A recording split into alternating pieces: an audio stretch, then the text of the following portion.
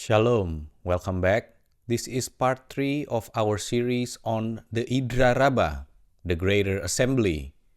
In part 2, we covered the upper architecture of Atika Kadisha, the Holy Ancient One, the skull, the concealed air, the concealed brain, the dew of life.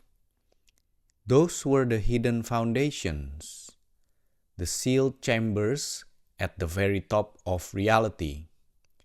Everything was concealed. Everything was internal. Nothing had yet flowed outward.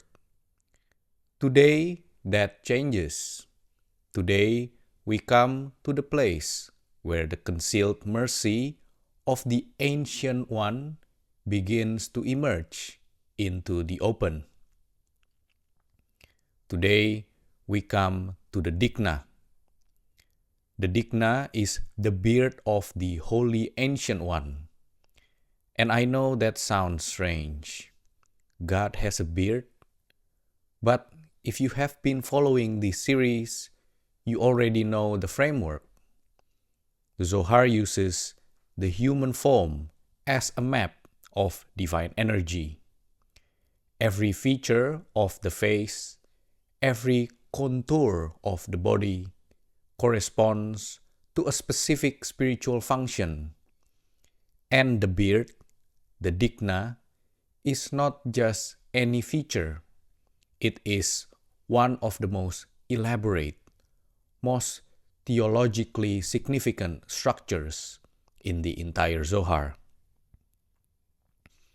Because the beard of the Ancient One has 13 configurations, 13 tikkunim, and these 13 configurations correspond directly to the 13 attributes of mercy, the Yud, Gimel, Midot, Harahamim, that we invoke in the most powerful prayers of the Jewish year. So when you stand in synagogue on Yom Kippur and the entire congregation is crying out the 13 attributes of mercy, El Rakum Vekanun Ereh Apayim, what you are actually doing, according to the Zohar, is invoking the beard of the Ancient One. You are calling down the flow of mercy that streams through these 13 channels of the Dikna. And most people do not know that. Most people recite those words with sincerity, but without understanding the architecture behind them. Today, we are going to understand that architecture. So, let's begin. So, what is the Dikna, structurally speaking? In the Kabbalistic system, the beard represents overflow. It represents the point at which internal, concealed light begins to emerge into visibility. Think about it in human terms. The hair of the beard grows outward from the face. It extends beyond the boundary of the skin. It crosses the threshold between interior and exterior. And that is exactly what is happening on the divine level. The Dikna is the place where the concealed mercy of Atika Kadisha, which up until now has been entirely hidden within the skull, within the brain, within the dew, begins to flow outward. It begins to manifest. It begins to reach the lower worlds, and the Zohar is very specific. The Dikna of Atika Kadisha is not like any other beard in the Sephirotic system. Zeir Anpin, the small face, also has a beard, which we will cover later in this series. But the beard of the Ancient One is entirely different.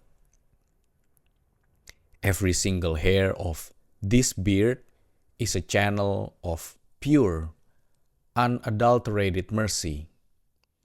There is no judgment in it. There is no harshness. There is no din whatsoever. Each strand is luminous.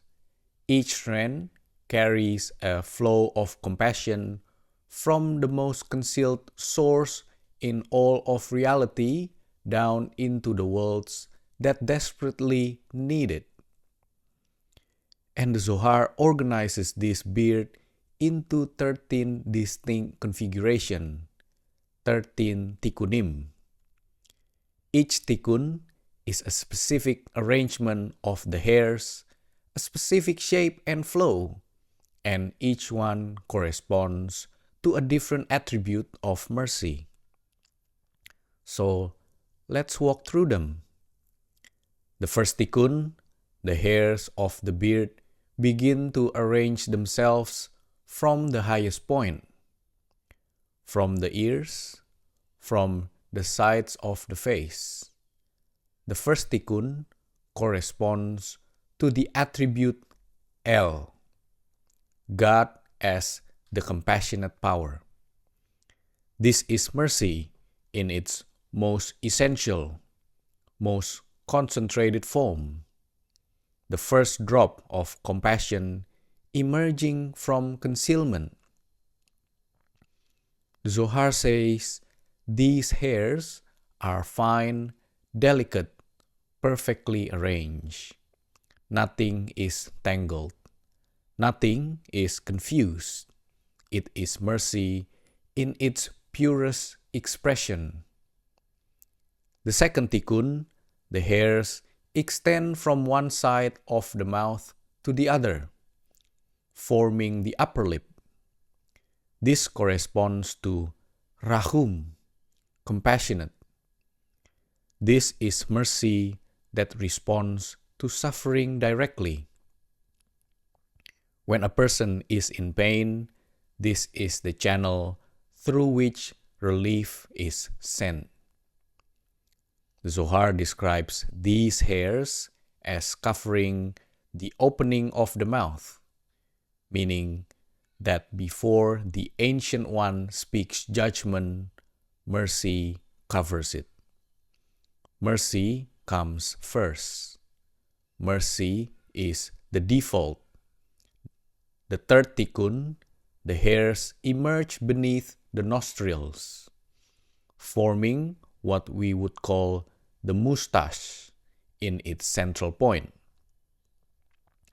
This corresponds to Vehanun and gracious, grace, unearned favor. The Zohar says these hairs are visible but fine, and they create an open pathway beneath the nose, which is significant because the nose in the Zohar is the seat of patience. So grace flows from the place of patience. They are connected. The fourth tikkun, the hairs descend and cover the upper part of the cheeks. This corresponds to Erech Apayim, slow to anger. And here the Zohar makes a teaching that is extraordinary. It says that in Atika Kadisha, anger does not exist at all. There is no anger to be slow about. Slow to anger at this level means that the very concept of anger has been dissolved. It has been sweetened at the root. The hairs of this tikkun represent the total transformation of din, not its suppression, not its management, but its annihilation. There is simply no wrath here. The fifth tikkun, the hairs form the lower cheek on one side. This corresponds to Verav Hesed, an abundance in loving kindness. This is Hesed in its overflowing mode, not measured, not calculated, abundant, excessive, more than you deserve, more than you ask for. The Zohar says, these hairs shine with a light that nourishes the righteous in the world to come. This is the Hesed that sustains the Tzaddikim. The sixth tikkun corresponds to Ve-Emet and truth. The hairs form the lower cheek on the other side, creating symmetry with the fifth tikkun, truth and Hesed as a pair. Mercy without truth is sentimentality. Truth without mercy is cruelty. Together, they are the foundation of all divine governance.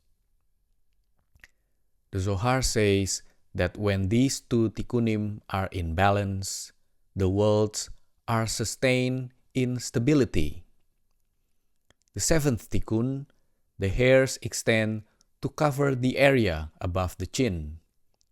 This corresponds to Notzer Hesed Le'alafim, preserving kindness for thousands of generations.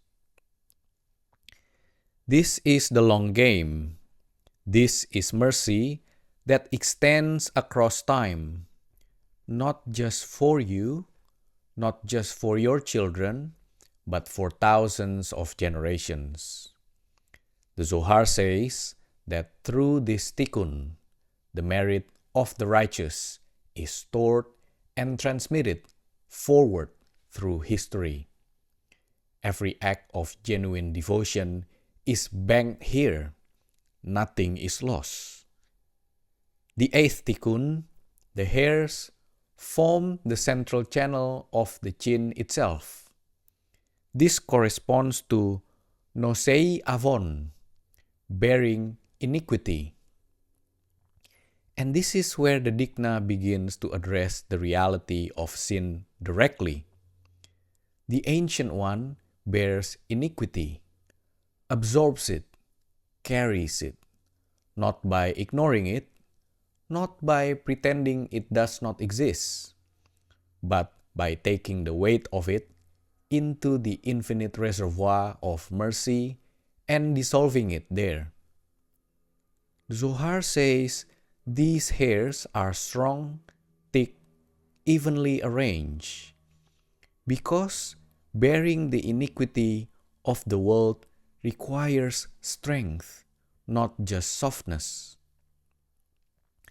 The ninth tikkun corresponds to Va-Vesha and transgression. The hairs descend below the chin on one side, where the eighth tikkun bears iniquity, which is intentional sin. This one addresses Pesha, which is rebellion, deliberate defiance against God. And the teaching here is staggering. Even deliberate rebellion is absorbed by the Dikna. Even the person who shakes their fist at heaven is held within this flow of mercy. God does not recoil from rebellion. God receives it and transforms it. The 10th tikkun, the hairs descend below the chin on the other side. This corresponds to Ve-Hata'ah and sin. This addresses the third category, unintentional sin, sin born from ignorance or carelessness. The three together, Avon, Pesha, Sha'atah, intentional sin, rebellious sin, and unintentional sin, are all addressed by the 8th, 9th, and 10th tikkunim of the beard. Nothing is left out. Every type of human failing has a channel of mercy waiting for it. The 11th tikkun, the hairs extend and form the area around the throat. This corresponds to nakeh, cleansing or clearing. The Zohar says, this tikkun purifies. It does not just forgive, it cleanses. It removes the stain entirely, as if the sin never happened. And this is different from the previous three: bearing sin, absorbing rebellion, carrying error. Those are acts of mercy. But cleansing is an act of restoration. It returns the soul to its original state. It wipes the slate. The 12th tikkun, the hairs form the area where the beard meets the chest, the lower extremity of the dikna. This corresponds to lo yenakeh, but also read as nakeh yenakeh. He surely cleanses. Now, in its plain reading in the Torah, this phrase seems to say God does not cleanse, God does not let the guilty go free. But the Zohar reverses the reading. It says, at the level of Atika Kadisha, the phrase means the opposite. He surely, absolutely, completely cleanses. The double language is an intensification, not a negation. This is one of the most radical hermeneutic moves in the entire Zohar. It takes what appears to be a statement of strict judgment and reveals it as the deepest expression of mercy. And the 13th tikkun, this is the culmination, the crown of the entire structure. The hairs of the beard descend all the way to the navel, to the center of the body. This corresponds to the totality of the dikna, the complete integration of all 12 previous tikkunim into one unified flow. The 13th is not a separate attribute. It is the harmony of all 13th operating as one. It is the chord, not the individual notes. And the Zohar says that when this 13th tikkun is fully activated, all judgment in all worlds is sweetened. All severity is dissolved. Every accusation is silenced. The world enters a state of complete radzon, complete divine favor. This is the state that the Kabbalists say will characterize the Messianic era. It is the state we try to access even momentarily when we recite the 13th attributes of mercy in prayer. And the Zohar tells us that this state is not hypothetical. It is real. It is available. It is woven into the permanent architecture of reality, waiting to be activated. Now, let me bring this home. Why does this matter for you practically? Because this is not just ancient theology. This is something you can use. This is something that intersects directly with your prayer life, with your teshuvah, with your ability to receive mercy in real time. Every time the 13 attributes of mercy are recited on Yom Kippur, during Selichot, on fast days, in times of crisis. What is happening according to the Zohar is not just a recitation of words.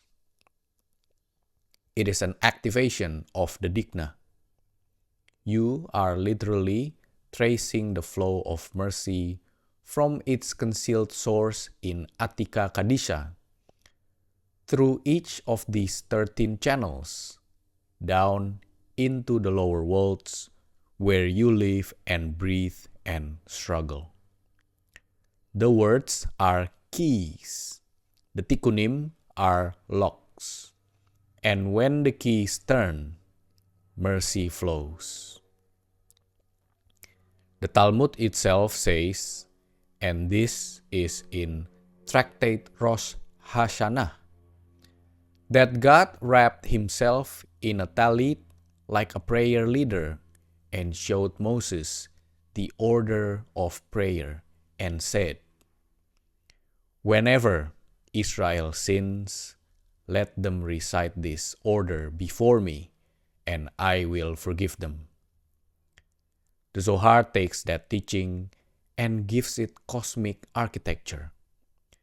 The order that God showed Moses is the Dikna, the channels of the beard, the 13 flows of mercy that exist before creation, before sin, before judgment.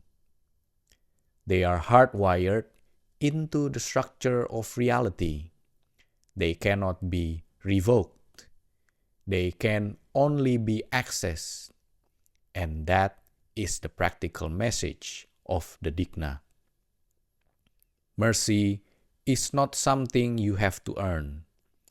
It's not something God decides to give or withhold based on your behavior.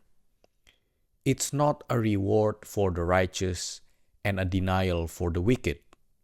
It is a structure. It is an architecture. It's always flowing. It has been flowing since before you were born. The only question is whether you turn towards it, whether you open yourself to receive it, whether you position your soul beneath the Dikna and let the light pour through. And the recitation of the 13 attributes is the mechanism for that opening. It's the technology that aligns your consciousness with the channels that are already there, that have always been there, that will always be there. In part 4, we begin our exploration of Zeir Anpin, the small face. We are going to shift from the ancient one to the configuration that governs day-to-day spiritual reality, the eyes of Zeir Anpin that never fully close, and what that means for divine watchfulness. The forehead that determines whether prayer is accepted or turned away. The nose from which the breath of life emerges. That is where the Idra starts to connect directly to your lived experience, your prayer life, your relationships, your struggles, your moments of despair, and your moments of breakthrough. It's going to be deeply practical. And everything we have learned about Atika Kadisha, the skull, the dew, the Dikna, becomes the foundation for understanding how Zeir Anpin receives and transmits that mercy into the world you actually live in. If you are new here, start with part 1 of this series and the Foundation series playlist. Thank you very much for being here. Thank you for learning these teachings with me. I will see you in part 4. Shalom.